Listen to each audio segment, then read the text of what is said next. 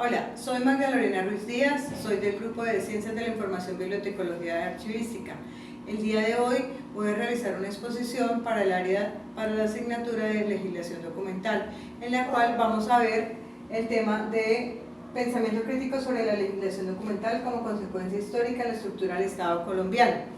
En nuestra siguiente ayuda veremos los contenidos de esta presentación.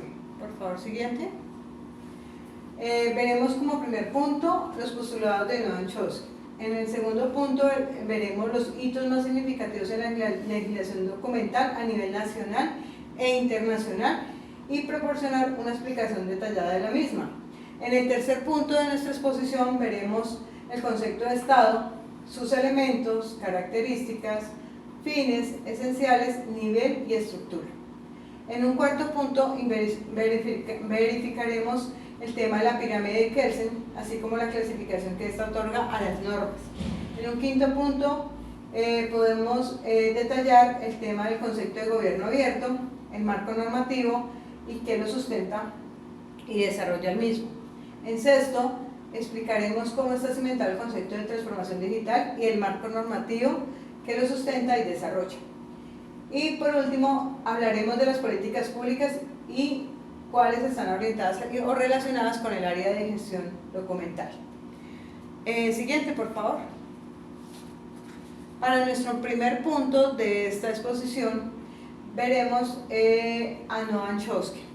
Noam Chomsky era un reconocido lingüista, filósofo y activista político, el cual en sus postulados, de los 4 que se pudo destacar, habla primero de la crítica a la teoría del conductismo en el aprendizaje del lenguaje.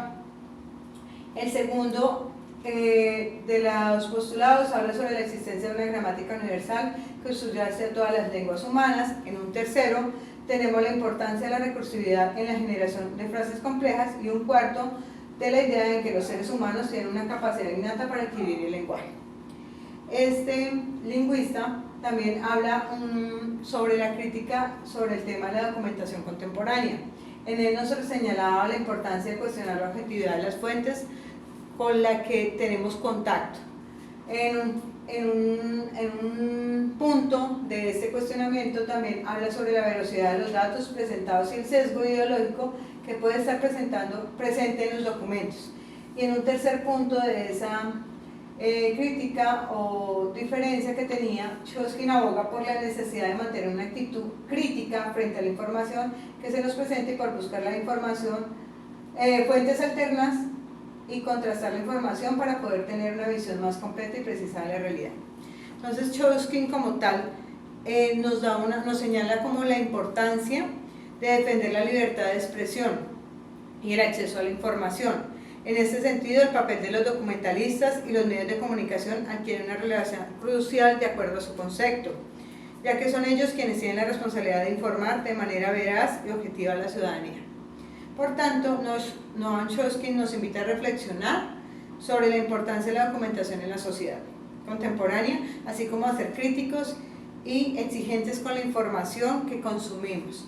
De esto podemos rescatar que ver la veracidad de la información es un punto vital para nosotros en el ámbito documentalista y en el medio en que nos desarrollamos. Siguiente punto sería, por favor, siguiente. El segundo punto nos habla sobre la línea de tiempo, sobre los hitos más importantes de la legislación. Entonces, en este realizamos un cuadro donde pudimos establecer el año, el enfoque de la norma, los artículos más relevantes como tal, la legislación internacional que también se nos pide en este punto. Entonces hablamos que empezamos nuestra línea de tiempo en 1978 con la legislación internacional española en su artículo 115 de la Constitución, la cual regula el acceso a los ciudadanos a los archivos y registros administrativos, salvo los que afecten a la seguridad y defensa del Estado, la averiguación de los delitos y la intimidad de las personas. Esa regulación nos habla del acceso como personas que tenemos derecho, excepto en los casos donde vemos investigaciones y procesos judiciales que obviamente tienen su debida reserva. En la ley 80 de 1989, por la cual se crea el Archivo General de la Nación, esa es una ley colombiana, que en su artículo 2 establece las funciones principales del Archivo General de la Nación, que como relevancia tenemos que son establecer, organizar y dirigir el Sistema Nacional de Archivos, fijar las políticas, seleccionar, organizar, conservar y divulgar el acervo documental, formular, orientar y coordinar y controlar la política nacional de los archivos, promover la organización y fortalecimiento de los archivos en el orden nacional. La siguiente norma que tenemos en este cuadro es la Ley 527 del 99, por medio de la cual se define y reglamenta el acceso y uso de los mensajes de datos del comercio electrónico y de las firmas digitales. Para el año 2000 tenemos la Ley 594, que es la Ley General de Archivos que nos rige en el Estado colombiano, el cual dicta otras disposiciones y se encuentra reglamentada parcialmente por el 4124 del 2004. Siguiente, por favor.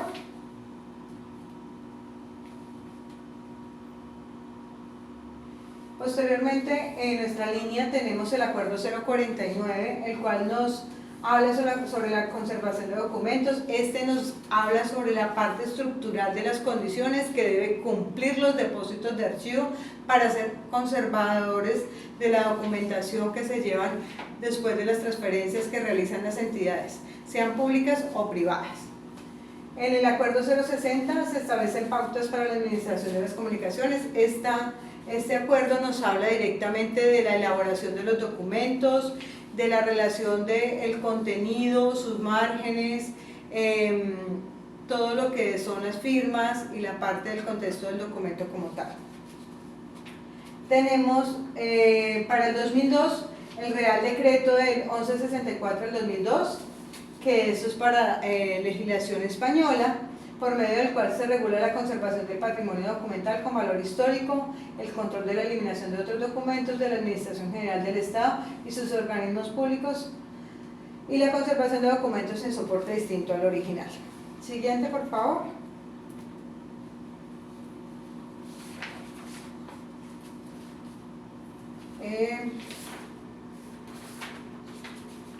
Tenemos para el año 2007 también en la legislación internacional de España, tenemos Ley 11 del 2007, el cual nos habla sobre el acceso electrónico de los ciudadanos a los servicios públicos.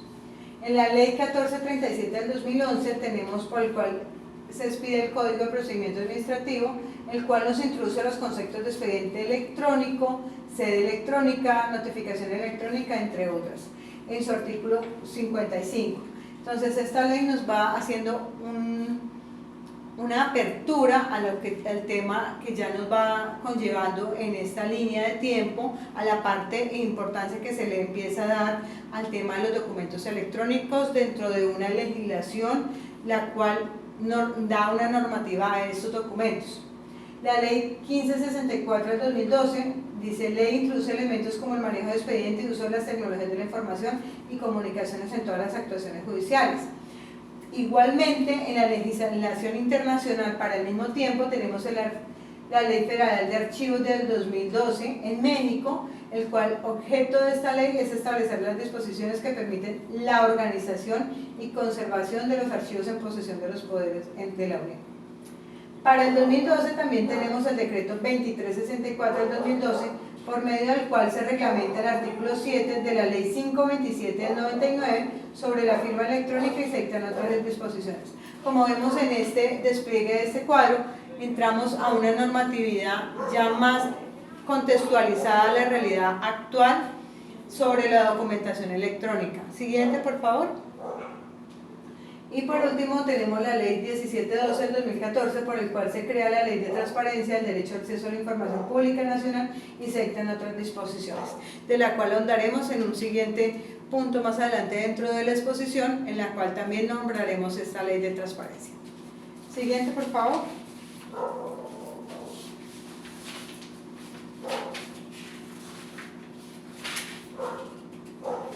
Dice, ya en esta diapositiva vamos a hablar sobre el concepto de Estado, sus elementos, sus características, sus fines esenciales, su nivel y estructura. Para eso determinamos que el concepto de Estado nos habla que es una forma de organización política que se caracteriza por tener el poder soberano sobre un territorio y su población. Sobre este concepto, este el Estado ejerce a través de diversas instituciones y mecanismos el control, como por ejemplo el gobierno, el sistema judicial, las Fuerzas Armadas, entre otros, como tal, están dentro de lo que se considera Estado. Las características del Estado es la soberanía, la territorialidad, la organización política, la legitimidad y la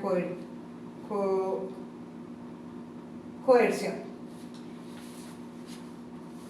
Dentro de sus características que se incluye la soberanía, se refiere al poder exclusivo de un Estado para tomar decisiones y actuar dentro de su territorio sin interferencia externa.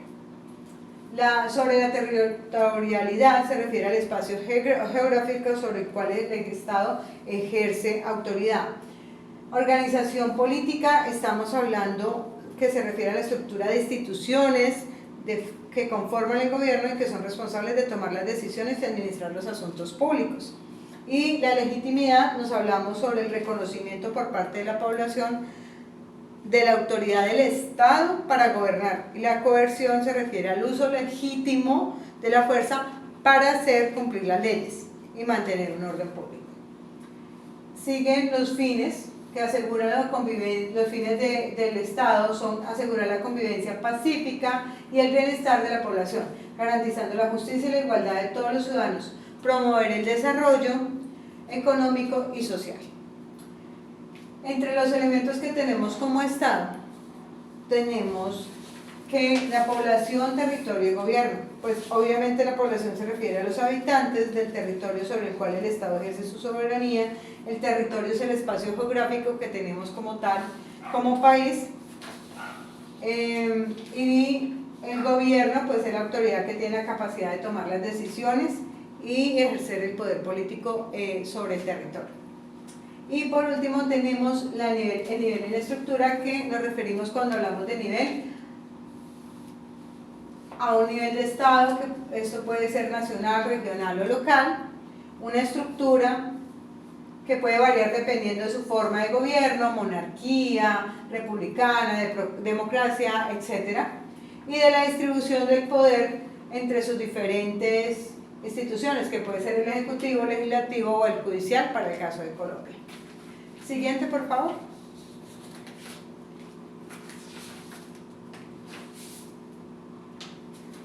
Dice la pirámide de Kelsen. Bueno, la pirámide de Kelsen es una teoría jurídica creada por el jurista austriaco Hans Kelsen, que describe la jerarquía de una de las normas legales dentro de un sistema jurídico. Esta pirámide nos habla, en la parte más alta de su punta, habla sobre la Constitución. Bajando tenemos las leyes orgánicas y especiales. En el siguiente nivel tenemos las leyes ordinarias y decretos de ley. Bajando en su antepenúltimo escalón tenemos los reglamentos y ordenanzas, y por último tenemos las sentencias. Entonces su estructura habla de 3 niveles, que es un rango inferior, un rango medio y un rango superior, si lo vemos de abajo hacia arriba. En la clasificación de Kelsen tenemos que tenemos normas prioritarias, normas secundarias, las normas de competencia, normas de cambio y normas de validez. Cuando hablamos de unas normas primarias, son las que constituyen los pilares fundamentales del sistema como normativo, como serían los derechos fundamentales de las personas, que establecen los derechos y deberes como individuos. Las normas secundarias regulan la creación, aplicación e interpretación de las normas primarias, como por ejemplo las leyes de procedimiento, de cómo se hace ejecución de las primarias, de las leyes fundamentales del ciudadano. Las normas de competencia, que establecen la competencia de las autoridades para dictar normas y resolver conflictos, y determinan la competencia de la autoridad en un sistema legal. También tenemos las normas de cambio, que gobiernan la modificación del marco jurídico vigente, como por ejemplo el procedimiento para enmendar la Constitución o hacer cambios de la misma. Y las normas de validez establecen los criterios de validez para las normas legales como su conformidad con la Constitución. Por ejemplo, en este caso sería la conformidad de la Constitución. Siguiente, por favor. Por último, quiero decir algo. O sea, la pirámide de Kelsen es una representación gráfica de la jerarquía de las normas jurídicas que establecen que las normas superiores prevalecen sobre las inferiores y que todas las normas deben estar en conformidad con la norma fundamental que es la Constitución. Para nuestro siguiente punto, dice concepto de gobierno abierto, el marco normativo que lo sustenta y desarrolla las normas. Para esto tenemos que el concepto de gobierno abierto podemos establecer que es un concepto que abarca la transparencia, la participación ciudadana, la colaboración en la administración pública y que eso fundamenta en la premisa de que los gobiernos deben operar con tal transparencia en sus actuaciones. Con esto, hablando de transparencia, estamos hablando de evitar la corrupción en los gobiernos y en los manejos de los recursos de un Estado o una nación. Su principio de transparencia tiene varios principios que la sustentan. En ellos tenemos el principio de participación, el principio de transparencia y el principio de colaboración. El principio de la participación tenemos que habla activa y promueve el derecho de los ciudadanos a contribuir en la formulación políticas públicas, permitiendo en las administraciones públicas se enriquezcan con el conocimiento, ideas y experiencias de la ciudadanía. Esto se logra al crear nuevos espacios de encuentro y diálogo en los cuales las juntas de acción de los barrios y de las comunidades pues hacen que haya una retroalimentación entre la parte pública y la ciudadanía. El principio de colaboración habla que significa comprometer e implicar a los ciudadanos y demás agentes sociales en el esfuerzo para trabajar conjuntamente para resolver los problemas públicos. Ello supone la colaboración, la cooperación y el trabajo coordinado no solo la ciudadanía, sino que las empresas asociadas, organizaciones de la sociedad civil y demás. En esto resalta el trabajo en equipo que debe existir dentro de la ciudadanía, las entidades y lo que hacen los organismos públicos. El principio de la transparencia, como su nombre lo dice, que supone proporcionar información sobre lo que está haciendo el gobierno, poner a disposición sus fuentes y bases de datos y publicar los planes de actuación por los que puede ser considerado responsable frente a la sociedad.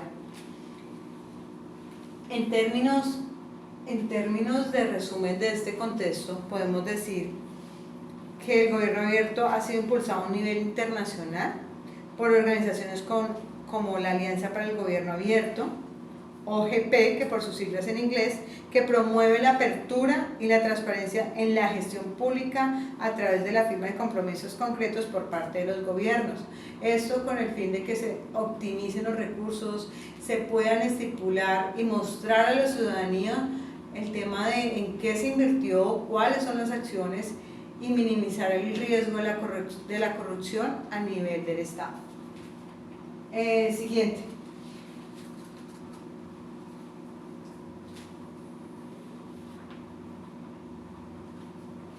Dice el concepto de transformación digital, marco normativo que lo sustenta y desarrolla.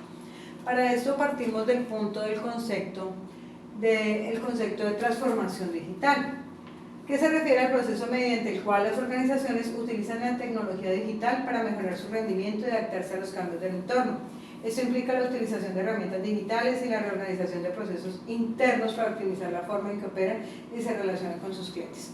Esto, si lo vemos desde un punto de contexto, es lo que hablábamos anteriormente de cómo ha ido evolucionando las normas, las cuales van adaptándose al ambiente tecnológico creciente que ha tenido la sociedad y la cual empieza a regir una normatividad para proteger como tal a los ciudadanos, a su información y a todos los trámites tanto legales como procedimentales que se puedan dar mediante la documentación y la legislación documental que hace que protejan a los ciudadanos en todo momento con una regulación y unos parámetros establecidos para ello.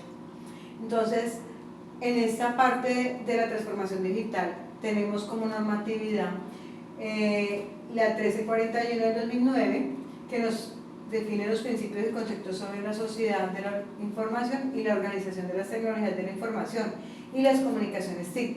Se crea la Agencia Nacional de Espectro y se dictan otras disposiciones. Tenemos también la 1712 del 2014, por la cual se crea la Ley de Transparencia y el Derecho de Acceso a la Información Pública Nacional y otras disposiciones que también hemos nombrado anteriormente al inicio de esta exposición, donde el marco normativo nos habla recurrentemente sobre el tema de la Ley de Transparencia y Derecho de Acceso a la Información del ciudadano como tal. En el decreto 1078 del 2015, el cual expide el Decreto Único Reglamentario del Sector de Tecnologías de la Información y las TICs. Tenemos también la Ley 1955 del 2019, por el cual se expide el Plan Nacional de Desarrollo 2018-2022, Pacto por Colombia, Pacto por la Equidad, que también habla y contextualiza el comprometimiento del gobierno sobre la normatividad de acceso a la información, toda la parte electrónica en la cual estamos vigentes ahora. Tenemos también, la Ley 2106 del 2019, por el cual se dictan normas para simplificar, suprimir y reformar trámites, procesos y procedimientos innecesarios existentes a la administración pública. Esta ley fue la que nos aportó mejoras en los procedimientos en los entes públicos, en los cuales mitigaron el trámite documental físico para que podamos como ciudadanos acceder por medio de internet y las redes informativas de las instituciones a las cuales necesitamos requerir procedimientos y evitar toda la tramitología y vueltas en físico que se hacían anteriormente en los años 90, y lo cual ha facilitado el acceso de la población a todos los trámites de las entidades en las cuales les requieren hacer. Entonces, el decreto es el 20 del 2020, por el cual se establecen los lineamientos generales en el uso y operación de los servicios de los ciudadanos digitales, la resolución del Ministerio de la STIC 2160 del 2020, por la cual se expide la guía de lineamientos de los servicios ciudadanos digitales y la guía para vinculación y uso de estos, y tenemos la Ley 2052 del 2020, por medio de la cual se establecen las disposiciones transversales a la rama ejecutiva a nivel nacional y territorial y a los particulares que cumplen con funciones administrativas en relación con la racionalización de trámites, y se dictan otras disposiciones. Como vemos, van alineados por el mismo objetivo de reducir trámites, de ayudar al ciudadano mediante herramientas tecnológicas a tener acceso y comunicación constante con tanto las entidades privadas como las entidades públicas. Y por último tenemos el decreto 762 del 2022, dice Política del Gobierno Digital, resolución del MINIT de 1951 del 2022, por la cual se establecen los requisitos, las condiciones y el trámite de la habilitación de los prestadores de servicios ciudadanos digitales especiales, se dan los lineamientos y estándares para la integración de estos servicios y la coordinación de los prestadores con la Agencia Nacional Digital. Siguiente. Y por último, antes de avanzar con nuestro siguiente punto, quería establecer el tema de que toda esa normatividad que se ha visto hasta el momento es un apoyo como tal de regulación y protección al ciudadano con sus datos y su información. Entonces, lo último, tenemos las políticas públicas orientadas o relacionadas con la gestión documental. Esta normatividad tenemos que se centra en la regulación y organización de la documentación producida y utilizada por las entidades gubernamentales y organizaciones con el objetivo de asegurar la transparencia, la accesibilidad y la preservación de la información. La Ley 1712 del 2014 sobre la transparencia y acceso a la información pública establece el derecho a los ciudadanos a acceder a la información de carácter público. Vuelvo y hago el énfasis, o sea, por donde lo miremos, es muy amplia la legislación que se ha ido implementando a nivel que la transformación digital, los avances tecnológicos, el acceso a la información, los trámites a entes públicos y privados han ido evolucionando. Nuestra legislación colombiana, como la externa, ha ido avanzando a esos mismos pasos con el fin de que el ciudadano sienta la seguridad de que hay quien proteja su información en la red, ¿no? Entonces, la segunda política que tenemos relacionadas con la gestión documental es la política de gestión de documentos electrónicos, en adelante PGD, se define y desarrolla de conformidad con la ley 527 del 99, la ley 594 del 2000, que es la misma ley de archivo, el decreto 1080 del 2015 y las demás normas. Tenemos la ley de archivo, ley 594 del 2000, la que regula la organización y gestión de los archivos públicos y privados, estableciendo los criterios para la conservación, custodia, acceso y difusión de la documentación. Esta norma nos parametriza todo el tema documental, tanto físico como primordialmente en su estructura de organización, clasificación, depuración, conservación. Nos dicta unas pautas también de la responsabilidad de los funcionarios, tanto públicos como privados, en el manejo y conservación y organización de sus archivos al momento de dejar sus cargos.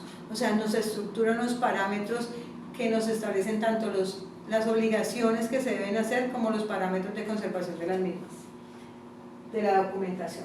Por último, tenemos la cuarta, que es la normativa sobre la protección de datos personales, ley 1581 del 2012. Estas normativas establecen las disposiciones para la protección de la información personal contenida en los documentos, garantizando la confidencialidad y seguridad de los datos. Entonces, con esta ayuda, por favor la última, damos fin a esta presentación. Esta es la bibliografía que me sirvió de apoyo, aparte de la documentación que fue presentada por el docente para el estudio de la unidad 1. Espero haber sido muy precisa en la exposición y espero, profe, pues obviamente que me puedan realizar la retroalimentación correspondiente. Feliz noche.